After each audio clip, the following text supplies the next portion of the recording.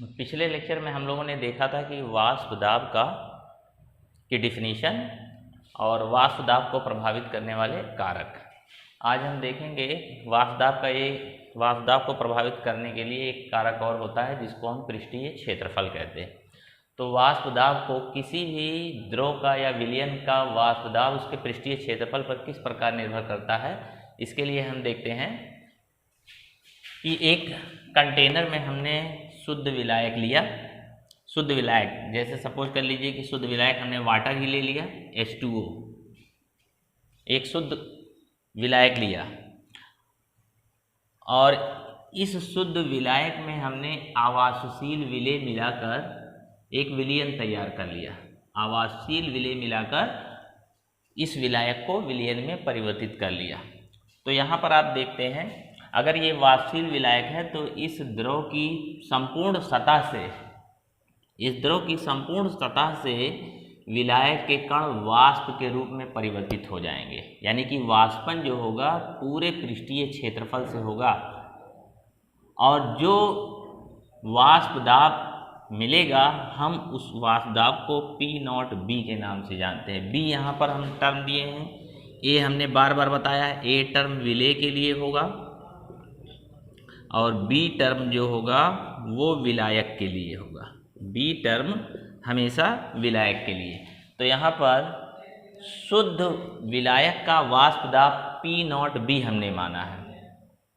अब इस शुद्ध विलायक के वाष्प दाब को P0B मानते हुए हमने इसमें आवासशील विलेय मिला दिया है इसमें, और इस शुद्ध विलायक को हमने किस में परिवर्तित कर दिया है, विलयन में। एक ऐसा विलयन जिसमें विलायक तो वाष्पशील है लेकिन विलेय जो है वो अवाष्पशील है। तो हम क्या देखेंगे कि वाष्पशील विलेय के कणों को हमने इस तरीके से हालो सर्कल द्वारा बताया है और इसके पृष्ठीय क्षेत्रफल पर आवासशील विलेय, जैसे मान लो कि यहाँ पर NaCl ही नमक ही मिला दिया है। नमक कैसा होता है, आवासशील होता है। तो जो नमक के कण हैं वो वाष्पशील कणों के यानी कि जल के कणों के बीच बीच में आकर एकत्रित हो जाएंगे। तो ऐसी दशा में अगर हम यहाँ पर वाष्प कराना चाहें जल के अणुओं का तो केवल विलायक के अणु ही वाष्पित होंगे, विलेय के अणुओं का वाष्पन नहीं होगा। यानी कि सॉल्यूट पार्टिकल वाष्प में परिवर्तित नहीं होगी, केवल सॉल्वेंट के पार्टिकल ही वाष्प में परिवर्तित होंगे। तो आप देखेंगे कि यहाँ पर ज़्यादा वाष्प बनेगी, तो इसका वेपर प्रेशर आप देखेंगे ज़्यादा हो जाएगा। जितनी ज़्यादा वाष्प बनेगी वाष्प दाब उतना ही ज़्यादा होगा, क्योंकि यहाँ पे संपूर्ण पृष्ठ से वाष्प दाब बन रहा है इसलिए इसका वाष्प दाब ज़्यादा होगा।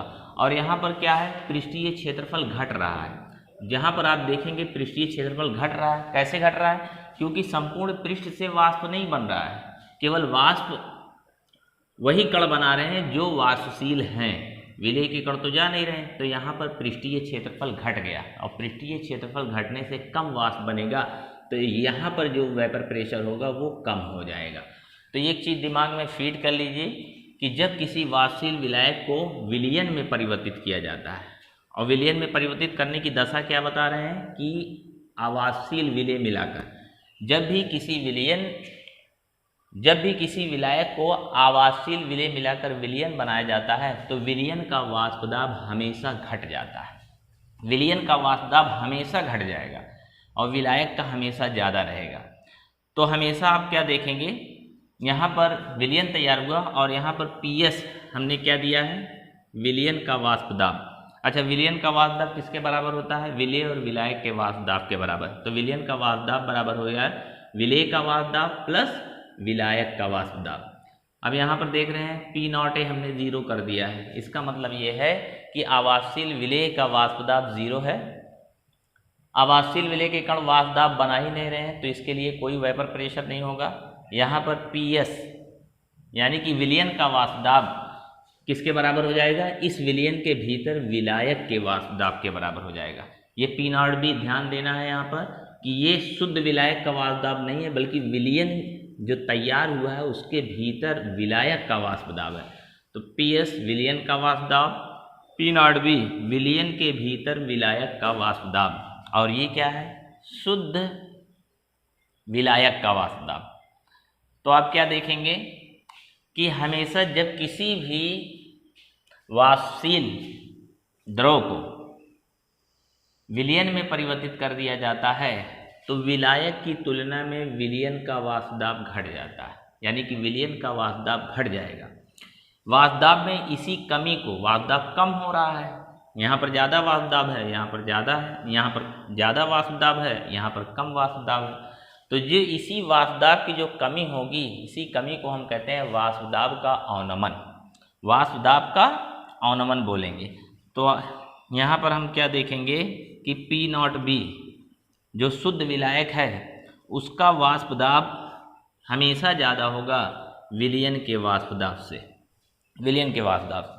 तो P S P not be is greater than P S, अगर हम जो ज़्यादा है पी बी पी एस से कितना ज़्यादा है, अगर हम अंतर निकाल लें इसका मतलब P not B minus P S कर लें, P not B minus P S कर लें, ये किसके बराबर हो जाएगा, डेल्टा पी के। इसका मतलब अगर हम क्या निकाल लें, अंतर निकाल लें, शुद्ध विलायक का वाष्प दाब माइनस विलयन का वाष्प दाब, क्योंकि इसका ज़्यादा होता है और इसका कम होता है, तो जो अंतर निकालेंगे वो डेल्टा पी के बराबर होगा, और ये डेल्टा पी अब क्या कहलाएगा, वाष्प दाब का अवनमन, वाष्प दाब में गिरावट, वाष्प दाब का अवनमन, वाष्प दाब का अवनमन, यानी कि इसको हम बोल देंगे lowering in vapour pressure, lowering in vapour pressure, अवनमन, वाष्प दाब का अवनमन, लोअरिंग इन वेपर प्रेशर इसको बोल देंगे। तो लोअरिंग इन वेपर प्रेशर क्या है, कैसे लिखेंगे, जब किसी शुद्ध विलायक में आवासशील विलेय मिलाकर विलयन बनाया जाता है तो विलयन का वाष्प दाब विलायक की तुलना में कम हो जाता है, घट जाता है, विलयन का वाष्प दाब विलायक की तुलना में घट जाता है। इसी कमी को हम क्या बोल देते हैं, वाष्प दाब का अवनमन बोल देते हैं, वाष्प दाब का अवनमन। अब यहाँ पर एक टर्म देखें, यहाँ पर P not B minus P S is equal to delta P, इसको हम बोल दिए lowering in vapour pressure, lowering in vapour pressure, इसका मतलब वाष्प दाब में कमी या गिरावट। अगर हम इसी वाष्प दाब में कमी को P not B minus P S, शुद्ध विलायक का वाष्प दाब माइनस विलयन का वाष्प दाब, और इसी को अगर हम डिवाइड कर दे P नॉट बी से, इसका मतलब शुद्ध विलायक के वाष्प दाब का एक रेशियो निकाल लें, वाष्प दाब का अवनमन तथा शुद्ध विलायक के वाष्प दाब का अगर रेशियो निकाल लेंगे तो इस रेशियो को कहेंगे वाष्प दाब का आपेक्षिक अवनमन। एक रिलेशन निकाल दिया P नॉट बी से कि दोनों का रेशियो कितना है, तो P not B minus P S upon P not B, तो इसको हम क्या बोल देंगे, वाष्प दाब का आपेक्षिक अवनमन।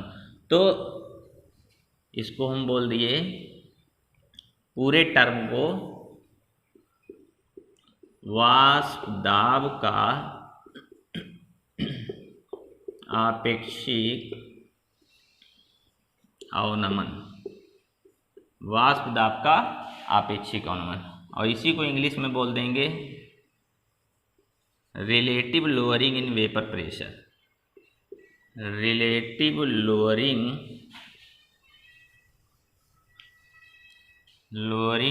इन वेपर प्रेशर। देखो ध्यान से, P not B minus P S, क्योंकि शुद्ध विलायक का वाष्प दाब ज़्यादा होगा, विलयन का घट जाएगा, इसी कमी को हम बोल देंगे वाष्प दाब का अवनमन। और अगर हम इसको P नॉट बी से डिवाइड कर दिए, एक रेशियो निकाल लिए वाष्प दाब का अवनमन जो आ रहा है और शुद्ध विलायक के वाष्प दाब का एक रेशियो निकाल लेंगे, तो उसको हम आपेक्षिक बोलेंगे, रिलेट करा दिया वाष्प दाब का आपेक्षिक अवनमन, relative lowering in vapour pressure. तो दो टर्म ये ध्यान रखिएगा आप, वाष्प दाब में अवनमन और ये है वाष्प दाब का आपेक्षिक अवनमन। तो एक चीज़ यहाँ पर क्या क्लियर हुई कि अगर हम किसी किसी भी द्रव का पृष्ठीय क्षेत्रफल अगर हम घटा दें तो पृष्ठीय क्षेत्रफल घटाने से वाष्प दाब भी घट जाता है। जैसे सपोज कर लो कि यहाँ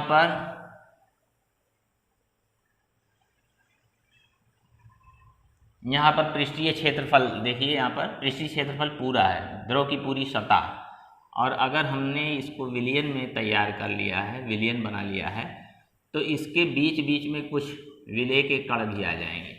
अब यहाँ पर तो वाष्प पूरी सतह से बन रहा है, वाष्प वेपर प्रेशर पूरी सतह से बन रहा है, लेकिन यहाँ पर जो विलयन तैयार हुआ है इसमें वाष्प पूरी सतह से नहीं बन रहा है, बल्कि कुछ सतह, कुछ एरिया विलय के आवासशील कणों ने घेर ली। तो यहाँ पर क्या हो गया, पृष्ठीय क्षेत्रफल घट गया। अभी पृष्ठीय क्षेत्रफल ज़्यादा था और यहाँ पर अब पृष्ठीय क्षेत्रफल कम हो गया, क्योंकि कुछ जगह आवासशील विलय ने यहाँ पर कवर कर ली। तो जैसे ही पृष्ठीय क्षेत्रफल घटता है, जैसे यहाँ पर हमने क्या था P0B और यहाँ पर क्या है PS, तो यहाँ किसका वाष्प दाब ज़्यादा होगा? वाष्प दाब हमेशा किसका ज़्यादा होगा? शुद्ध विलायक का, और विलयन का वाष्प दाब क्या हो जाएगा? कम हो जाएगा। तो किस दशा में कम होगा? ऐसा विलयन है जिसका जो विलय है वो कैसा होना चाहिए? आवासशील होना चाहिए। तो P0B और PS में जो ये कमी हो रही है पृष्ठीय क्षेत्रफल के कारण हो रही है। पृष्ठीय क्षेत्रफल ज़्यादा है तो वाष्प दाब ज़्यादा, पृष्ठीय क्षेत्रफल कम हो गया तो यहाँ पर वाष्प दाब, विलयन का वाष्प दाब भी क्या हो जाएगा? कम हो जाएगा। तो यहाँ पर वाष्प दाब डायरेक्टली प्रोपोर्शनल पृष्ठीय क्षेत्रफल। तो इसका मतलब क्या है कि vapour pressure directly proportional surface area. तो जैसे ही सरफेस एरिया पर डायरेक्टली डिपेंड करेगा, तो वेपर प्रेशर अगर सरफेस एरिया ज़्यादा कर देंगे तो ज़्यादा वाष्प बनेगा, तो वेपर प्रेशर भी क्या हो जाएगा? ज़्यादा हो जाएगा। तो पृष्ठीय क्षेत्रफल के डायरेक्टली प्रोपोर्शनल होता है वेपर प्रेशर। तो अब देख लेते हैं कि यहाँ पर सपोज कर लीजिए कि एक डाइल्यूट सॉल्यूशन है। देखिए दो सॉल्यूशन है, कंटेनर का एरिया सेम है, ये डाइल्यूट सॉल्यूशन और ये है कॉन्सनट्रेटेड सॉल्यूशन। डाइल्यूट सॉल्यूशन और कॉन्सनट्रेटेड। डाइल्यूट सॉल्यूशन का मतलब क्या होगा? इसमें विलायक ज़्यादा होगा। देखिए जब भी डाइल्यूट सॉल्यूशन करते हैं तो हम विलायक ज़्यादा ले लेते हैं, इसमें विलायक ज़्यादा होगा, विलायक ज़्यादा। देखिए ये विलायक के कण दिख रहे हैं। और कंसंट्रेट डाइल्यूट सॉल्यूशन में विलय के कण कम होते हैं। जैसे सपोज कर लीजिए कि यहाँ पर ये विलय के कण, लेकिन जैसे ही इस डाइल्यूट सॉल्यूशन को कंसंट्रेट सॉल्यूशन में परिवर्तित करोगे, इसका मतलब जो विलय के कण हैं और ज़्यादा इसमें मिला दिया। तो जब विलय के कण ज़्यादा मिला दिया, विलय के कण जब ज़्यादा मिला देंगे तो विलय के कण ज़्यादा मिलाने पर क्या होगा कि इसका पृष्ठीय क्षेत्रफल घट जाएगा। क्यों घटेगा? यहाँ पर ज़्यादा वाष्प दाब बनेगा, यानी कि वेपर की संख्या ज़्यादा होगी, वेपर ज़्यादा बनेगा। और यहाँ पर जब आपने कंसंट्रेटेड सॉल्यूशन कर दिया तो विलय के कणों की संख्या बढ़ने से विलायक के कणों की संख्या घट जाएगी, तो यहाँ पर वाष्प दाब क्या हो जाएगा? घट जाएगा। कंसंट्रेटेड सॉल्यूशन का मतलब क्या होता है? सांद्र विलयन। और ये डाइल्यूटेड सॉल्यूशन का मतलब होता है तनु विलयन। तो इसमें क्या डिफरेंस है? अगर हम पूछें किसका वेपर प्रेशर ज़्यादा होगा, क्योंकि यहाँ पर वेपर प्रेशर यानी कि यहाँ पर वाष्पशीलता ज़्यादा होगी, ज़्यादा वाष्प परिवर्तित होंगे, तो हमेशा तनु विलयन का वेपर प्रेशर हमेशा ज़्यादा रहेगा। अगर वेपर प्रेशर ये किसके लिए है? डाइल्यूट सॉल्यूशन के लिए, और वेपर प्रेशर ये कंसंट्रेट सॉल्यूशन के लिए, तो हमेशा किसका ज़्यादा रहेगा? ये वेपर प्रेशर डाइल्यूट सॉल्यूशन वाला ज़्यादा होगा और कंसंट्रेट सॉल्यूशन का क्या होगा? कम होगा। कंसंट्रेट। तो तनु विलयन और सांद्र विलयन में किसका वाष्प दाब ज़्यादा होगा? तनु विलयन और सांद्र विलयन में तनु विलयन का वाष्प दाब ज़्यादा होगा, क्योंकि यहाँ पर वाष्पशील विलायक के कणों की संख्या ज़्यादा होगी। और सांद्र जब कर देंगे तो विलेय की संख्या, कणों की संख्या बढ़ जाएगी और विलायक के कणों की संख्या घट जाएगी। तो ऐसी कंडीशन में वाष्प दाब भी घट जाएगा। तो पृष्ठीय क्षेत्रफल मेन कारक है वेपर प्रेशर का। अब इसी आधार पर हम देख लेते हैं, इसी वेपर प्रेशर के लिए विलयन के वाष्पशील द्रवों के लिए एक राउल्ट्स का नियम बनाया गया। वेपर प्रेशर की व्याख्या करने के लिए, किसी भी विलयन के वेपर प्रेशर की व्याख्या करने के लिए कौन सा नियम बनाया गया? राउल्ट का नियम। तो हम देख लेते हैं कि राउल्ट का नियम क्या है।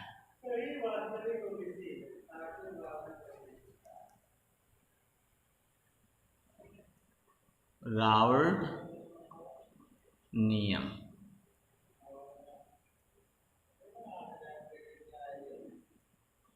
Raoult's law, Raoult's law.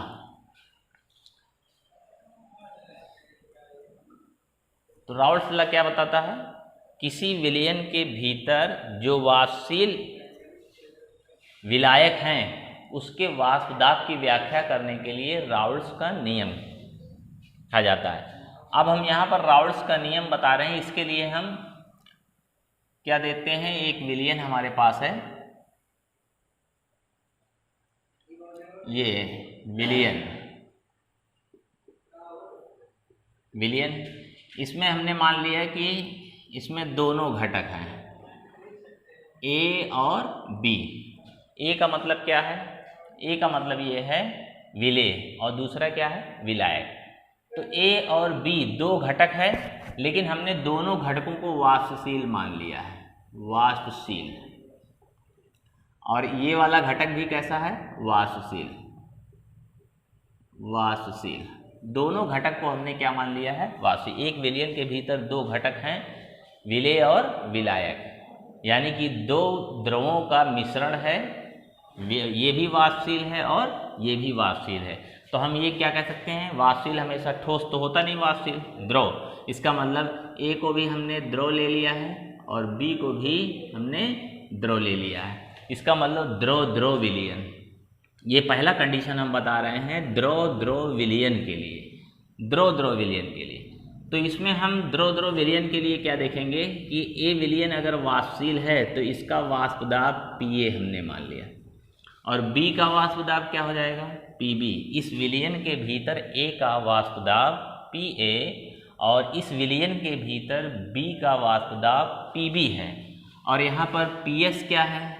Ps है विलयन का वाष्प दाब, पूरे विलयन का वाष्प दाब। तो विलयन का वाष्प दाब किसके बराबर होगा?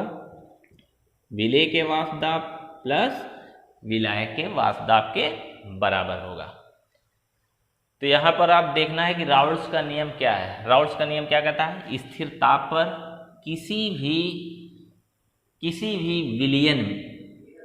विलयन के भीतर वाष्पशील घटक होना चाहिए, वाष्पशील घटक का वाष्प दाब या आंशिक वाष्प दाब। जैसे यहाँ पर Pa है और Pb दोनों घटक वाष्पशील हैं, तो A का आंशिक दाब हो गया, B का आंशिक दाब हो गया, दोनों के आंशिक दाबों को जोड़ दिया तो ये टोटल वाष्प दाब हो गया। A का आंशिक वाष्प दाब और Pb क्या है, यानी कि B का आंशिक वाष्प दाब, दोनों के आंशिक वाष्प दाब को जोड़ दिया तो ये हो गया विलयन का संपूर्ण वाष्प दाब। तो ऐसी कंडीशन में हम क्या देखते हैं कि ये नियम क्या कहता है? किसी भी वाष्पशील घटक का, विलयन के भीतर किसी भी वाष्पशील घटक का वाष्प दाब उसी घटक के मोल प्रभाज के सीधे समानुपाती होता है। अगर हम देख लें नियम को, स्थिर ताप पर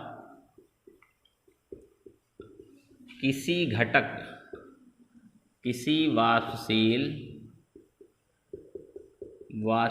घटक का वाष्प दाब विलयन के भीतर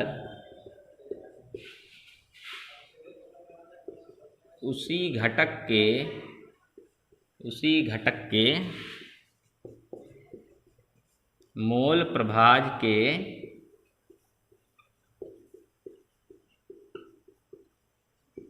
सीधे समानुपाती होता है, सीधे समानुपाती होता है। देखिए ये लॉ है। अब इस विलयन के भीतर देख लो दोनों ही घटक वाष्पशील हैं, तो अगर हम ए घटक का निकालें, ए घटक का आंशिक वाष्प दाब या ए घटक का वाष्प दाब डायरेक्टली प्रोपोर्शनल होगा इसी के मोल प्रभाज के डायरेक्टली समानुपाती, यानी कि एक्स ए या चाई ए। यहाँ पर चाई ए क्या है? ए घटक, यानी कि ए घटक का मोल प्रभाज। अब यहाँ पर देखिए समानुपाती चिन्ह निकालेंगे, P A is equal to P not A, P not A into X A. यहाँ पर देखिए पी नॉट ए क्या है? अगर इस ए द्रव को एक कंटेनर में सेपरेटली रख लिया जाए, एकदम पृथक रख लिया जाए, तो उसका वाष्प दाब कितना होगा, उसी को हम बोलेंगे शुद्ध ए घटक का वाष्प। ये पी ए क्या है? विलयन के भीतर ए घटक का वाष्प दाब, और पी नॉट बी क्या है? अगर केवल कंटेनर में ए घटक होता तो उसका वाष्प दाब कितना होता, तो इसको हम पी नॉट ए से इंडिकेट कर रहे हैं। P A is equal to, यहाँ पर देखिए समानुपाती चिन्ह हटा दिए, पी नॉट ए, और ये क्या हो जाएगा? X A. यहाँ पर एक्स ए क्या है? ए घटक का मोल प्रभाज। यहाँ पर एक्स ए क्या है? ए घटक, ए घटक का मोल प्रभाज। ए घटक का मतलब विलायक को मान लेते हैं, बी को, यहाँ पर ए का मतलब विलेय को मान लेते हैं और बी का मतलब विलायक मान लेते हैं। और कोई भी द्रव होगा, लेकिन वो दो द्रवों का कैसा मिश्रण होना चाहिए? समांगी मिश्रण, क्योंकि राउल्स का नियम विलयन पर लागू होता है। तो विलयन हमेशा कैसा होता है? समांगी मिश्रण। अच्छा, अगर ये भी वाष्पशील है तो हम क्या कह सकते हैं कि बी घटक का, विलयन के भीतर बी घटक का पी बी घटक का वाष्प दाब डायरेक्टली प्रोपोर्शनल होगा एक्स बी, यानी कि बी घटक के मोल प्रभाज के सीधे समानुपाती होगा। तो यहाँ पर P B is equal to क्या हो जाएगा? पी नॉट बी, यहाँ पर एक्स बी। देखिए ध्यान से, एक्स बी क्या है? विलयन के भीतर बी घटक का मोल प्रभाज, मोल फ्रैक्शन। पी बी क्या है? विलयन के भीतर बी घटक का वाष्प दाब, और पी नॉट बी क्या है? शुद्ध बी घटक का वाष्प दाब, यानी कि कंटेनर में केवल बी ही हो, ए ना हो, तो वहां पर वाष्प दाब पी नॉट बी मेजर किया जाएगा। अच्छा, अब यहाँ पर क्या है? टोटल, अगर हम विलयन का टोटल देखें, टोटल वाष्प दाब किसके बराबर हो जाएगा? एक प्लस बी के आंशिक वाष्प दाब के योग के बराबर हो जाएगा। तो P S is equal to क्या हो जाएगा? पी ए की वैल्यू कितनी है? P not A X A. तो यहाँ पर P not A X A plus P B की वैल्यू क्या है? P not B X B. तो इस तरीके से आप पूरे विलयन का टोटल वाष्प दाब निकाल सकते हैं। तो टोटल वाष्प दाब विलयन का निकालने के लिए क्या हो गया कि अगर हम ए का आंशिक वाष्प दाब और बी का आंशिक वाष्प दाब का योग कर दें तो ये हो जाएगा पूरे विलयन के आंशिक वाष्प दाब का योग। तो राउल्ट्स लॉ ये है, स्थिर ताप पर किसी वाष्पशील घटक का, हमको मतलब है कि वाष्पशील घटक। अब ये क्या है? यहाँ पर हमने क्या मान लिया है कि विलेय और विलायक दोनों ही वाष्पशील हैं। इसका मतलब द्रव द्रव विलयन, द्रव द्रव विलयन, यानी कि दोनों घटक वाष्पशील हैं। तो क्या होगा? वाष्पशील घटक का वाष्प दाब विलयन के भीतर उसी घटक के मोल प्रभाज के सीधे समानुपाती होगा। यहाँ पर देखिए, अगर ये वाष्पशील है तो डायरेक्टली प्रोपोर्शनल होगा उसी के मोल फ्रैक्शन के। तो यहाँ पर P A equal to P not A X A, ऐसे ही P B directly proportional X B, और P not B X B की मल्टीप्लिकेशन किसके बराबर हो जाएगा? पी बी के बराबर। टोटल कितना हो जाएगा? यानी कि ए और बी के आंशिक वाष्प दाब के योग के बराबर। यहाँ पर ये पी ए की वैल्यू रख दी और ये पी बी की वैल्यू रख दी। ये पहली कंडीशन में। देखिए दूसरी कंडीशन में क्या है? राउल्ट्स का नियम,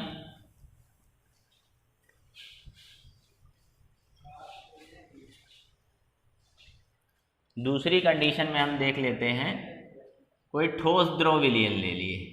यहाँ पर हमने ले लिया ठोस द्रव विलयन।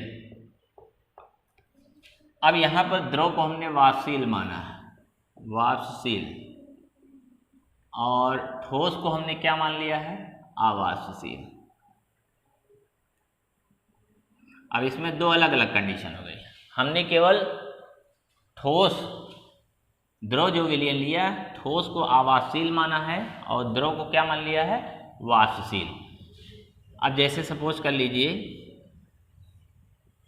ये कंटेनर में दो घटक हैं, एक हमारा घटक ए भी है और इसके अंदर घटक बी भी है। तो यहाँ पर ये वाष्पशील है और ये वाला घटक अवाष्पशील है, अवाष्पशील। तो वाष्पशील है तो इसको हम विलायक दे देते हैं, क्योंकि विलायक के लिए हमने बी टर्म लिया है, इसके लिए हम विलायक कर देते हैं और ये हम विलेय कर देते हैं, विलेय कर देते हैं। ठीक।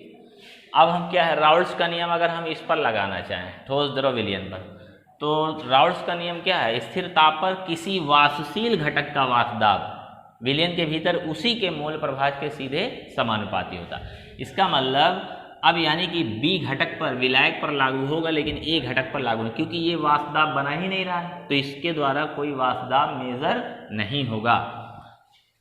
तो क्या है कि वाष्पशील घटक का वाष्प दाब उसी के मोल प्रभाज के सीधे समानुपाती होता है। तो यहाँ पर P B directly proportional X B हो जाएगा, क्योंकि ये वाष्पशील घटक है, डायरेक्टली प्रोपोर्शनल उसी के मोल प्रभाज के पर। पहले के समान P B is equal to P not B, ये क्या हो जाएगा, एक्स बी हो गया।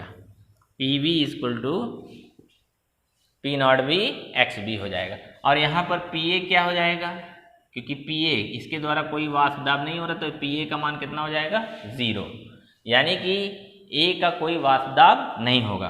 अच्छा, अगर हम टोटल विलयन का वाष्प दाब देखते हैं, पी एस बराबर देखते हैं, तो ए घटक का वाष्प दाब प्लस बी घटक का वाष्प दाब, पी ए कितना है, 0। तो इसका मतलब ऐसी कंडीशन में ठोस द्रव विलयन के लिए जो विलयन का वाष्प दाब होगा वो विलयन के भीतर विलायक के वाष्प दाब के बराबर हो जाएगा।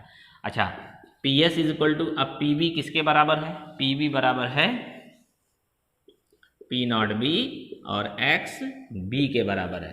तो यहाँ पर ये ध्यान देना है कि ऐसा विलयन जिसके लिए ठोस यानी कि विलेय वाला घटक अवाष्पशील होता है, उसके लिए उस विलयन का संपूर्ण वाष्प दाब उस विलयन के भीतर विलायक के वाष्प दाब के ही बराबर आता है।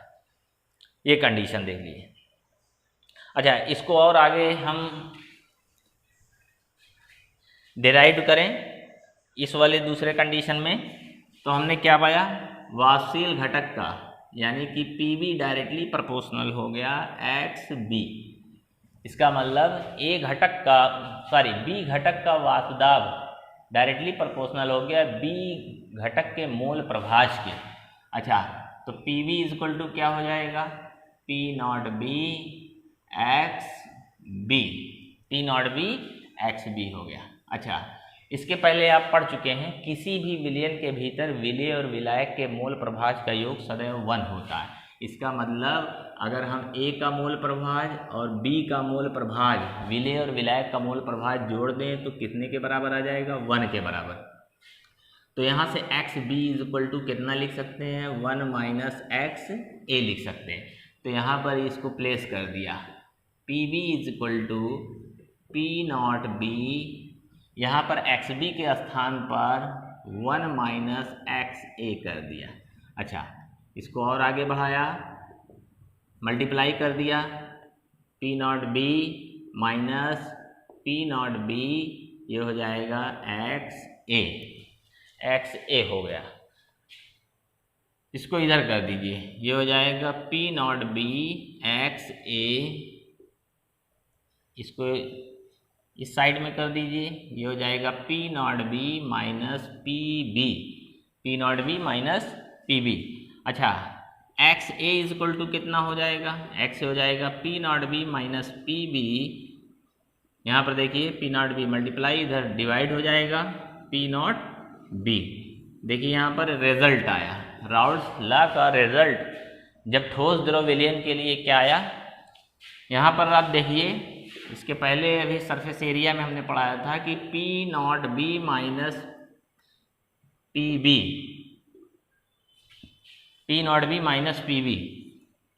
अब जैसे देखिए पी बी है, तो अगर आवासीय है पी बी किसके बराबर है, पी एस के बराबर, तो यहाँ पर आप लिख सकते हैं X A is equal to P not B minus P B के स्थान पर, क्योंकि ए वाला टर्म क्या है, वाष्प दाब 0 है, तो विलायक का वाष्प दाब सीधे विलयन के वाष्प दाब के बराबर कर दीजिए, यानी कि पी बी के प्लेस पर पी एस आप लिख सकते हैं अपान पी नॉट बी हो जाएगा। देखिए इसके पहले टर्म में आपने क्या पढ़ा, इसके पहले टर्म में पढ़ा P not B minus P S, इसको हम क्या कहेंगे, वाष्प दाब का अवनमन, इसको हम बोल देंगे वाष्प दाब का अवनमन, वाष्प दाब का अवनमन। अच्छा, अगर P not B minus P S upon P not be से इसको हम रिलेट करा दें, रेशियो निकालने डिवाइड करके, तो इसको कहेंगे वाष्प दाब का अपेक्षिक अवनमन, वाष्प दाब का अपेक्षिक अवनमन, वाष्प दाब का अपेक्षिक अवनमन हो गया। तो ये ऊपर वाला देखिए टर्म क्या है, वाष्प दाब का अवनमन, ये पूरा टर्म क्या हो जाएगा, वाष्प दाब का अपेक्षिक अवनमन। ये जरा देखिए किसके बराबर मिल रहा है, ये बराबर मिल रहा है ए के मोल प्रभाज के बराबर। ए क्या है यहाँ पर, विलेय, यहाँ पर ए जो घटक होगा वो विलेय के बराबर माना है हमने, ए वाला हमेशा विलेय के लिए, बी वाला विलायक के लिए। तो ये डिफिनीशन क्या हो गई, अगर आप देखेंगे स्थिर ताप पर किसी भी विलयन का आपेक्षिक, किसी विलयन के भीतर वाष्प दाब का आपेक्षिक अवनमन विलेय के मोल प्रभाज के बराबर होता है। तो इसकी ये डिफिनीशन देख लीजिए, इसके रिजल्ट के रूप में राउल्ट्स के लॉ की ये भी डिफिनीशन आप लिख सकते हैं कि विलयन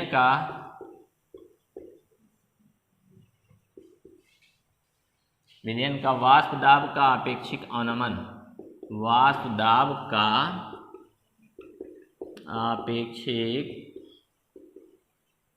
अवनमन, वाष्प दाब का अपेक्षिक अवनमन विलेय के मोल प्रभाज के बराबर होता है, विलेय के मोल प्रभाज के बराबर होता है।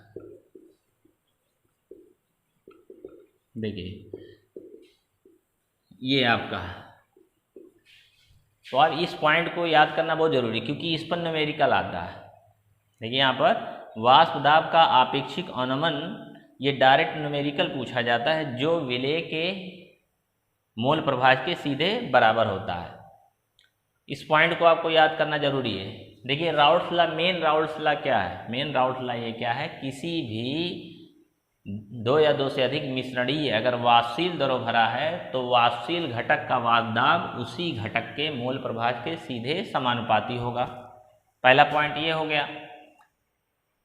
तो दूसरे पॉइंट में आपने ये देखा कि अगर कोई हम ऐसा विलयन लेते हैं जिसमें ठोस द्रव विलयन है, तो ठोस को हमने ए और द्रव को हमने बी के लिए हमने विलायक का टर्म यूज़ किया, ए के लिए विलेय का टर्म यूज़ किया। अब हम देखेंगे कि वाष्पशील घटक का वाष्प दाब उसी के मोल प्रभाज के बराबर होगा, लेकिन ए घटक के द्वारा कोई वाष्प दाब नहीं होगा, क्योंकि ये अवाष्पशील पदार्थ है, वाष्प बनेगा ही नहीं। तो P A is equal to 0 कर दिया। टोटल विलयन का वाष्प दाब क्या होगा, P A plus P B. P A की वैल्यू 0 है, तो पी एस बराबर किसके हो जाएगा, पी बी, विलयन के भीतर विलायक के वाष्प दाब के बराबर हो जाएगा। अच्छा, पी एस बराबर, क्योंकि पी बी का मान किसके बराबर है, P not B X B, तो P not B X B लिख सकते हैं। देखिए इसी को आगे डेराइव किया गया है। इसी को आगे डेराइव करने के लिए क्या किया गया, वाष्पशील घटक का वाष्प दाब उसी घटक के मोल प्रभाज के बराबर होता है। इसको हमने डेराइव किया, तो ये हमारा रिजल्ट निकल कर आया कि विलयन का वाष्प दाब का आपेक्षिक अवनमन, यानी कि relative lowering in vapour pressure. यहाँ पर ये क्या है, relative lowering in vapour pressure, relative lowering वाष्प दाब का अपेक्षिक अनुमान विलेय के मोल प्रभाज के बराबर होता है, विलेय के मोल प्रभाज के बराबर होगा। तो राउल्ट्स लॉ में आपने देखा कि एक रिजल्ट आया P नॉट बी, तो राउल्ट्स के नियम का रिजल्ट क्या आया, P not B minus P S upon P not B is equal to X A. ये हमारा रिजल्ट है। इस रिजल्ट पर आप देखेंगे न्यूमेरिकल आता है, इंपॉर्टेंट है। पिछले बोर्ड में भी इस पर न्यूमेरिकल आया था डायरेक्ट। तो एक्स ए क्या है, ए का मोल प्रभाज। अच्छा, हम ए का मोल प्रभाज, जैसे सपोज कर लीजिए कि दो घटक आपके पास हैं ए और बी, इसके मोलों की संख्या Na मान लें और इसके मोलों की संख्या Nb मान लें। तो जिसका मोल प्रभाज निकालना होगा, जैसे मान लो कि ए का मोल प्रभाज निकालना होता है, जिसका मोल प्रभाज निकालना उसके मोल अपान टोटल मोल, इसका मतलब Na अपान Na प्लस Nb हो जाएगा। अगर आपको Xb का चाहिए तो इसके मोल ऊपर रखिए, Nb upon total mole Na plus Nb। इस तरीके से मोल प्रभाज निकाला जाता है। तो मोल प्रभाज X से कैसे निकालेंगे, A के मोलों की संख्या अपान टोटल मोलों की संख्या, पिछले लेक्चर में पढ़ चुके हैं। अब यहाँ पर P not B minus P S upon P not B is equal to X A के स्थान पर क्या लिख सकते हैं, एक्स ए के स्थान पर Na अपान Na प्लस Nb रख सकते हैं। अच्छा, यहाँ पर B क्या है, विलायक, और ये क्या है, विलेय के मोलों की संख्या, और B विलायक के मोलों की संख्या।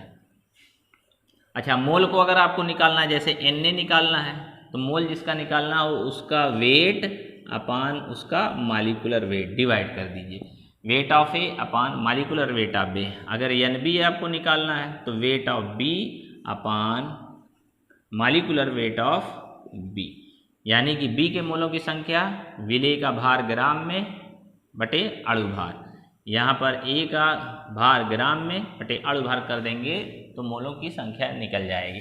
ये कंडीशन होगी। अधिकतर क्वेश्चन इसमें पूछ लेता है कि अतितानु के विलयन के लिए। यहाँ पर देख लीजिए, अगर अतितानु विलयन हो गया, अतितानु विलयन, देखिए वेरी वेरी डाइल्यूट सॉल्यूशन हो गया, तो एक सॉल्यूशन में क्या होता है, अगर आप देखेंगे कि एक सॉल्यूशन पूरा विलयन होता है तो उसमें या तो विलेय के मोल होंगे या विलायक, दोनों के मोलों का योग होगा। तो दूसरी कंडीशन में तनु विलयन में क्या है, विलायक के मोलों की संख्या बहुत ज़्यादा होगी, इसका मतलब B के मोलों की संख्या बहुत ज़्यादा होगी। तनु विलयन का मतलब विलायक बहुत ज़्यादा है, तो यहाँ पर Nb इज ग्रेटर देन क्या हो जाएगा, Na, इसका मतलब विलायक के मोलों की संख्या विलेय की तुलना में बहुत ज़्यादा है। तो यानी कि यहाँ पर Na प्लस Nb के स्थान पर ऑलमोस्ट क्या लिख सकते हैं, Nb लिख सकते हैं। इसका मतलब Na का मान आपको नगण्य मान लिया जाएगा, ना के बराबर मान लिया जाएगा, क्योंकि इसकी संख्या बहुत ज़्यादा है। इसकी संख्या यहाँ पर नहीं माना जाएगा, यहाँ पर क्योंकि ये दोनों जुड़ा हुआ है। तो A की संख्या बहुत कम है, A के घटक के मोलों की संख्या बहुत कम, B के घटक में बहुत ज़्यादा संख्या, तो इन दोनों का योग हमने ऑलमोस्ट मान लिया B के मोलों की संख्या के बराबर। तो अगर अतितनु विलयन होगा तो ये फार्मूला आपको लगाना पड़ेगा, P not B minus P S upon P not B is equal to Na upon Nb। ये चीज़ आप ध्यान में रखिएगा, ये फार्मूला